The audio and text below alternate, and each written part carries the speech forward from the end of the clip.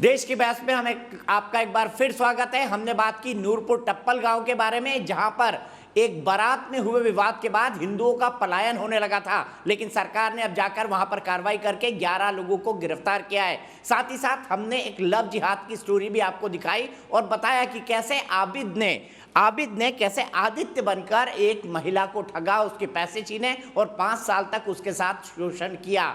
ये दोनों बातें हमने दिखाई, लेकिन अब एक तीसरे मुद्दे की तरह आपका ध्यान आकर्षित कर रहा हूं। ये खबर अलीगढ़ से आई है, थोड़ी चौंकाने वाली है।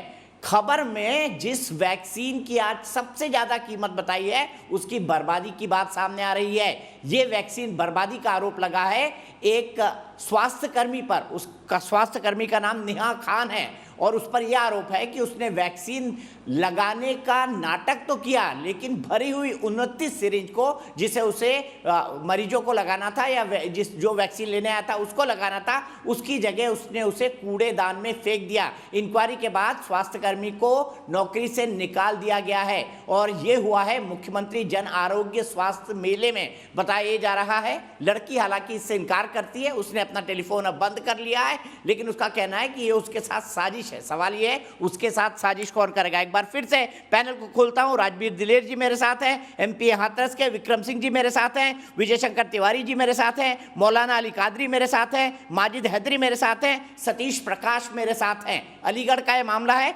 राजवीर दिलेर जी, आपसे समझना चाहूंगा कि ये खबर निकल कर आ रही है हमारे सूत्रों से कि सरकार को बदनाम करने के लिए, कि वैक्सीन का प्रभाव ना हो इसलिए वैक्सीन बर्बाद कर दी गई।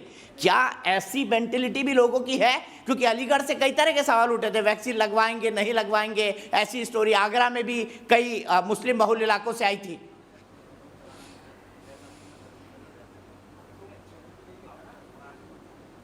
देखिए, मैं हाथरस के कई गांवों में गया हूं।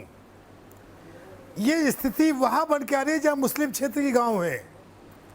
मुस्लिम भाइयों ने ये अफवाह फैला रखी है कि हम वैक्सीन लगवाएंगे तो मर जाएंगे।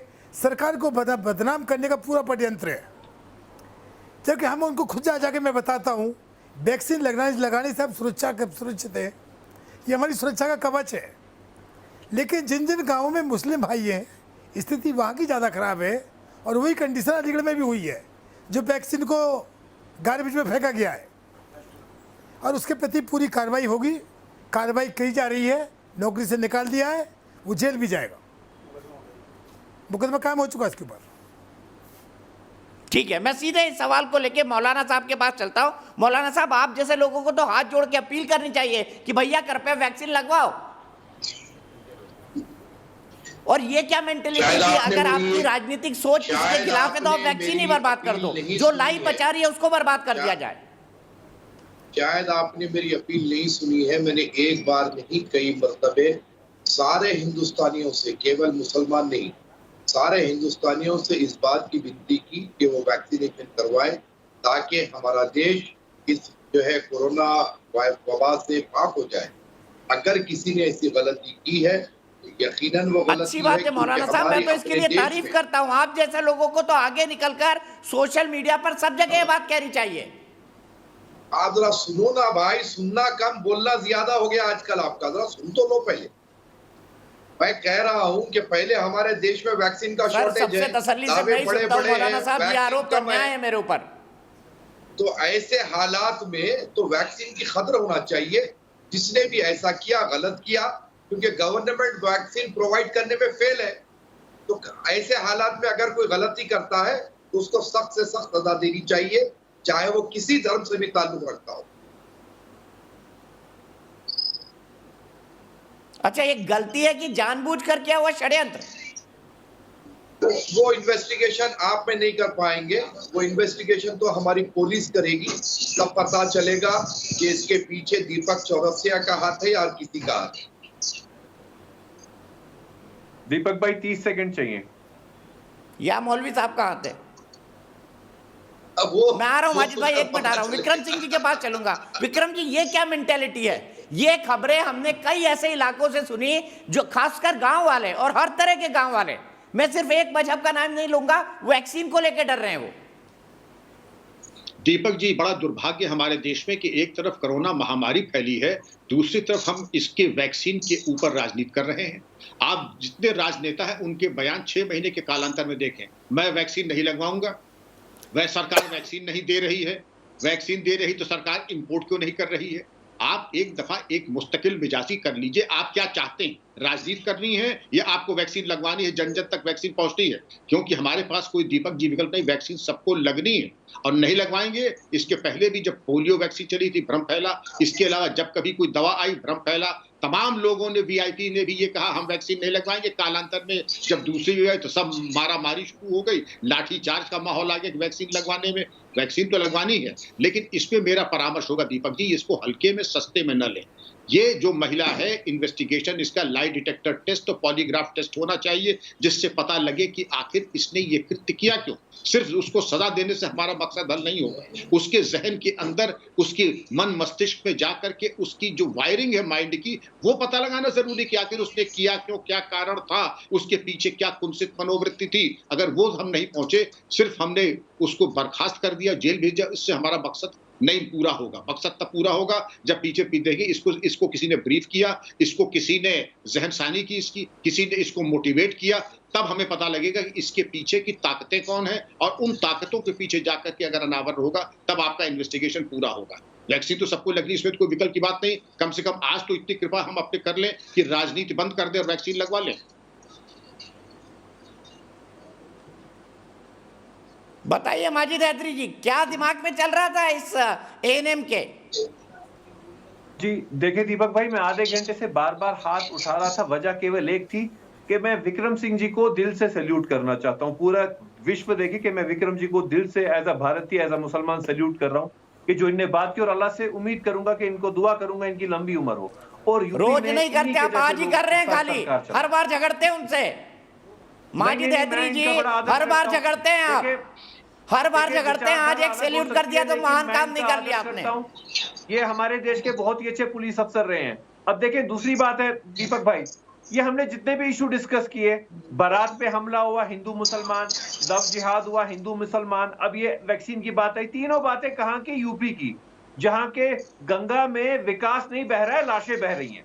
तो कोई ना कोई एक ताकत है जो कि अटेंशन फोकस डाइवर्ट करना चाह रही है उस विषय से कि मेरे हिंदू भाइयों की लाशें क्यों दफन की जा रही हैं, गंगा में विकास की जगह लाशें क्यों बह रही हैं, यूपी में इतना ज्यादा जो ये पूरा एक नरसंहार हुआ लोगों का इस कोविड की वजह से क्यों हुआ, उससे अटेंशन फोकस करने के लिए मुसलमान बेचारों को वहां पे फंसाया। माफ कीजिए, नरसंहार शब्द का इस्तेमाल मत कीजिए। नरसंहार गलत शब्द है माजिद हैदरी, मैं आपको इस शब्द का इस्तेमाल नहीं करने दूंगा। नरसंहार के पीछे कोई होता है, उसके पीछे एक साजिश होती है, ये एक प्राकृतिक महामारी है। कितने हजार लोग मरे यूपी में, बताइए देश को, कितने लाख लोग मरे, बताइए ना देश को। मेरे हिंदू आपका दुष्प्रचार चलता ही रहेगा। मैं सीधे राजवीर जी के पास चलता हूँ। राजवीर जी मुझे बताइए, मुझे एक बात बताइए, माजिद हैदरी ये कह रहे हैं कि उत्तर प्रदेश में सभी चीज अनियंत्रित है, क्या ऐसा है? क्या कानून व्यवस्था वहां काम नहीं कर रहा है? क्या अस्पताल वहां काम नहीं कर रहे हैं? और कितने केसेस आए आज कोविड के, कम हुए कि नहीं हुए?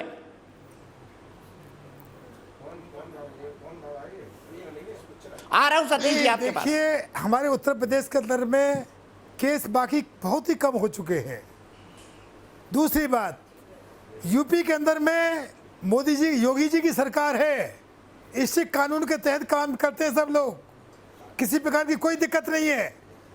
ये जो बार बार जो जहाजी लेके चले आते हैं सब चीजों के लिए, अलीगढ़ को बदनाम करने वाली बात, यूपी को बदनाम करने वाली सवाल, कोई मोदी जी के नाम का संविधान नहीं, अंबेडकर जी का संविधान है। आप कैसी बात कर रहे हैं? मोदी जी का कानून, गलत बोल रहे, जो भी इस देश का संविधान है, अंबेडकर जी ने बनाया, आप गलत शब्दों का प्रयोग कर रहे हैं।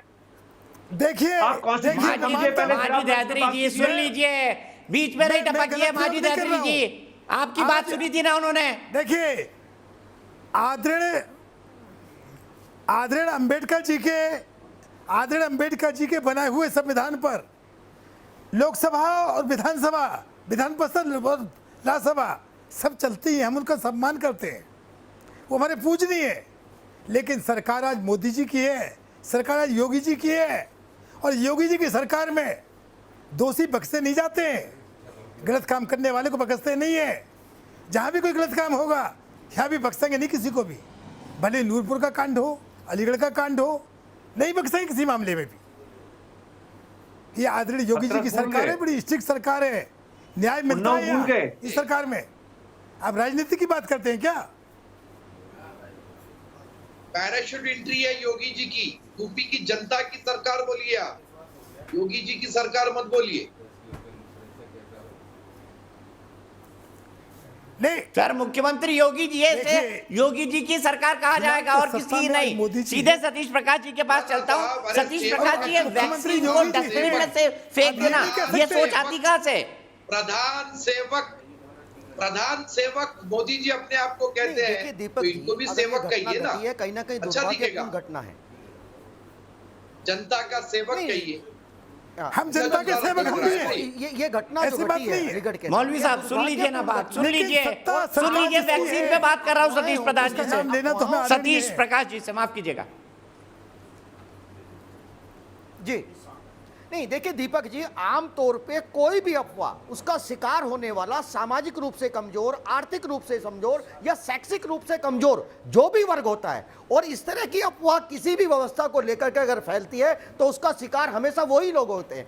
आप देखेंगे इसको हिंदू और मुसलमान के नजरिए से ना देख करके, आप देखेंगे गांव की जो आबादी है वहां इस तरह की कुछ ना कुछ भावनाएं। और देखिए ये यहां इंडिया में नहीं हुआ है, ये अमेरिका में भी हुआ है। 2020 में जब कोरोना की एंट्री हुई, अमेरिका में एक परसेप्शन क्रिएट किया गया कि वहां पे ये कहा गया कि जो आबादी, जिस आबादी का इम्यून सिस्टम मजबूत है उनके ऊपर कोरोना का प्रभाव सबसे कम है। लेकिन आप देखेंगे अमेरिका में 2020 में सबसे ज्यादा अगर मरने वाले हैं तो वहां के ब्लैक हैं, जबकि आमतौर पे ये माना जाता है कि ब्लैक व्यक्तियों का इम्यून सिस्टम वो सबसे ज्यादा मजबूत होता है। अगर आप इंडिया में देखेंगे तो कोरोना की जो सबसे ज्यादा डेथ है वो, इस पे कॉन्स्पिरेसी थ्योरी मत लाइएगा। पंकज पंडित ललितपुर से मेरे एक दर्शक जुड़ गए हैं, इसके बाद मैं विजय शंकर जी के पास चलूंगा। पंकज पंडित जी बताइए, क्या सोचते हैं आप इस बारे में, वैक्सीन की बर्बादी के बारे में? देखिए, इस समय जिस प्रकार से कहा जा रहा है कि वैक्सीन की सबसे ज्यादा आवश्यकता हमें है और करीब 70% लोगों को जब तक हम वैक्सीनेट नहीं करते हैं तब तक हम कोरोना से निजात नहीं पा सकेंगे। उस स्थिति में अगर वही डॉक्टर जिन्हें हम भगवान का दर्जा दे रहे हैं वो लोग अगर वैक्सीन की बर्बादी करते हैं और वैक्सीन को फेंक देते हैं तो कहीं ना कहीं ये देश के साथ खिलवाड़ है। और 1.25 अरब देशवासी चाहते हैं कि हिंदुस्तान का उत्थान हो, कल्याण हो, लेकिन उसके बाद भी ये कौन लोग हैं जो देश का उत्थान और कल्याण होने से रोक रहे हैं? ये वही लोग हैं जो वैक्सीन की बर्बादी कर रहे हैं। और हमने वैक्सीन को भी किसी पार्टी का बना दिया। नेहा खान ने जो कुछ किया, पंडित विजय शंकर तिवारी जी, आप क्या कहेंगे? क्या आपको पीछे कोई साजिश नजर आती है, कोई एक मानसिकता नजर आती है? देखो दीपक जी, दो चीज़ें आ गई इसमें। एक तो वैक्सीन को लेकर भ्रम फैलाया गया बड़े बड़े लोगों के, अखिलेश जी ने भी कहा और भी विपक्ष के लोगों ने कहा, और उस पर भ्रम फैलाया गया जिसका कारण है कि बहुत सारे लोगों ने वैक्सीन लगाने से मना किया। मेरे ड्राइवर ने भी लगाने से मना किया। मेरे जिस सोसाइटी में रहता हूँ, एक 60 साल के व्यक्ति थे, उन्होंने भी लगाया, उनकी मृत्यु हो गई। हमारा ड्राइवर को मुश्किल से लगवाया हमने। और दूसरी बात यह है कि अगर षड्यंत्र नहीं तो क्या है, ये जो अभी अलीगढ़ की आप घटना बता रहे हैं कि वो झूठा मूठा लगा रही थी, राजस्थान में लाखों डोज कूड़े में पाई गई और पंजाब में लाखों डोज नदी में पाई गई। ये क्या है? यानी कहीं ना कहीं मुझे लगता है कि ये प्रधानमंत्री को, मोदी जी को बदनाम करने के लिए अस्त्र के रूप में भी वैक्सीन को लाया गया है। नहीं तो वैक्सीन तो जिस प्रकार से सारे समाज में जागरूकता फैलाई गई थी, लेकिन उसमें कहीं ना कहीं एक वर्ग ऐसा है जिसके मन में भ्रम पैदा कर दिया गया है। आज भी वो नहीं लगाना चाहते। दूसरी तरफ कुछ ऐसे लोग भी हैं जो जैसे ये अलीगढ़ में घटना हुई है, अगर खोजा जाएगा तो और बहुत सारी घटनाएं मिलेंगी। वो केवल ये है कि तंत्र को कैसे फेल किया जाए, कैसे वैक्सीन के माध्यम से कुछ लोगों को बदनाम किया जाए, मोदी जी को बदनाम किया जाए, योगी जी को बदनाम किया जाए, और जिनको श्रेय मिल चुका है उनको अब श्रेय दिया जाए। यही उसका उद्देश्य दीपक जी मुझे समझ में आता है। ठीक है, माजिद हैदरी, वैक्सीन लगवाई आपने? जी बिल्कुल लगवाई। देखिए, हम यहाँ पे वैक्सीन को धर्म से ना जोड़ें। मैं ये नहीं कहूंगा कि यहाँ की हिंदुत्व सरकार ने देशवासियों के लिए वैक्सीन नहीं बनाया। मैं कहूंगा कि भाजपा की सरकार ने नहीं रखा इस देश के लिए। हम धर्म क्यों लाएं? अगर यहाँ पे लोग ऑक्सीजन के लिए मरे तो मैं नहीं कहूंगा कि हिंदुत्व की सरकार ने लोगों को ऑक्सीजन की खातिर मरवाया, मैं कहूंगा कि हिंदुत्व सरकार ने लोगों के लिए ऑक्सीजन नहीं रखा। हम ये धर्म भी ना लाएं इस हकीकत है मामले में। माजिद हैदरी, हम कहें आपने हमारी भले से सरकार लगवा ने लिया हमारे लिए हो, पर कुछ धर्म नहीं के किया। आधार पर, मजहब के आधार पर कई लोग नहीं लगवा रहे हैं। इस हकीकत से कैसे इनकार करेंगे आप? जी देखें, उसमें यही मामला है ना कि हिंदुत्व का मामला आ रहा है। अरे धर्म इसमें आप बीच में ना लाएं। क्या सऊदी अरब से यहाँ पे ऑक्सीजन नहीं आया? क्या मुसलमान मुल्क ने ऑक्सीजन नहीं भेजा? क्या वो आरएसएस अरे वालों को नहीं वैक्सीन में मिला? हिंदुत्व का क्या RSS मामला है वाले भाई, मुझे मुसलमान बताइए ना, मुल्क के ऑक्सीजन थोड़ा से नहीं एक्सप्लेन बचे? करिए, प्रकाश डालिए। मैं ट्यूबलाइट हूं, देखिए, मुझे बताइए सऊदी ना, अरब ने ऑक्सीजन वैक्सीन भेजा। में हिंदुत्व का क्या मामला है, बताइए ना। वैक्सीन और हिंदुत्व का क्या हिंदुत्व का कनेक्शन? ये मामला है कि हमने बाहर के विदेशी मुल्कों को अपना वैक्सीन बेचा मगर अपने देशवासियों के लिए नहीं रखा। इसमें यह मुद्दा है कि हमने 4,04,000 करोड़ रुपए की सरदार पटेल की मूर्ति बनाई, लेकिन 4,000 करोड़ वो ऑक्सीजन सिलेंडरों पर, हेल्थ केयर पर खर्च नहीं किए। हमने आज भी बात की तो महात्मा गांधी की मूर्ति की बात की जो वहां पे लक्षद्वीप में नहीं लगी, लेकिन हमने नहीं कहा कि मूर्तियों का पैसा आप अस्पतालों पे क्यों नहीं लगा रहे हो, गरीब इस जनता को मरने क्यों दे रहे हो। क्या किया इस सरकार ने? 6 वर्षों से सिर्फ हिंदू मुसलमान की हम बहस कर रहे हैं, ये नहीं देख रहे कि हिंदू और मुसलमान की जान बचाए कैसे। माजिद साहब, मैंने ये कहा, माजिद हैदरी, मैंने ये कहा कि लक्षद्वीप विजय शंकर तिवारी जी जवाब दे रहे हैं आपको। वो मूर्ति केवल इसलिए लग रही है क्योंकि वहाँ मैंने केवल ये कहा कि लक्षद्वीप में 11 साल से गांधी जी की मूर्ति केवल इसलिए नहीं लग रही है क्योंकि वहाँ 98% मुसलमान हैं। वो कहते हैं क्योंकि अरे हम सर, मुसलमान मूर्तियों हैं, को छोड़िए, हम तो जिंदा मस्जिद नहीं व्यक्तियों का मानते, सोचिए। तो क्या लक्षद्वीप मूर्तियों को में भारत भूल का जाइए संविधान नहीं फिलहाल, चलेगा? जिंदा मैं ये व्यक्तियों बात का कह रहा हूँ, सोचिए। आप विषय को मर रहा कहाँ लेके देश, जा रहे हैं? मर रहा है देश। आप अरे आज मैं कह रहा हूँ, मूर्तियों की आप सियासत भाषण कर क्यों दे रहे देश हैं? में, अब बार मर रहा बार है महात्मा देश। गांधी की बात करते थे, अब महात्मा गांधी की बात पे क्यों नहीं जा रहे? आप उस मूर्ति, आप पहले ये बताइए ना कि मूर्ति क्यों नहीं लगाई, आप इसका उत्तर दे दीजिए, बाकी जो गाली देना वो नहीं दीजिए। है, आप पहले ये देश की बताइए जनता मूर्ति की 11 साल जानें से क्यों नहीं लगाई बचाइए। वहाँ पर? आप वैक्सीन बनाइए पहले। अरे आप क्यों जवाब नहीं दीजिए लगाई? देश को, आप इतनी ये बताइए ना, हत्याएं लक्षद्वीप क्यों में क्यों हुई, नहीं लगाई? क्यों हुई देश में? यानी जहाँ जवाब मुसलमान दीजिए पहले ज्यादा आप है उस वहाँ चीज पर पे मूर्ति देश नहीं को। लगेगी मूर्ति, क्या? मूर्ति कर रहे हैं आज। अरे माजिद हैदरी, ठीक है, मैं रिजल्ट आप बताता हूँ। दाएं आपसे अफसोस बात मेरे पास निकलने के लिए वक्त कोई इतना। रास्ता माजिद नहीं है। हैदरी जी रात में आपसे निकलने सोचिएगा, के लिए कोई रास्ता हिंदुत्व नहीं और वैक्सीन का क्या कनेक्शन है, फिर बुलाऊंगा, जवाब दीजिएगा। मुझे बताइएगा हिंदुत्व और वैक्सीन का क्या कनेक्शन है, फिर बुलाऊंगा, जवाब दीजिएगा इस बात का। आज रात भर विचार जरूर करिएगा और फिर एक कोई थ्योरी निकाल कर लाइएगा। मैं रिजल्ट बता दूं, मैंने पूछा कि जानबूझकर धार्मिक सौहार्द और सामाजिक ताना बाना बिगाड़ने की कोशिश हो रही है। हाँ कहना है 94% लोगों का और नहीं कहना है 6% लोगों का।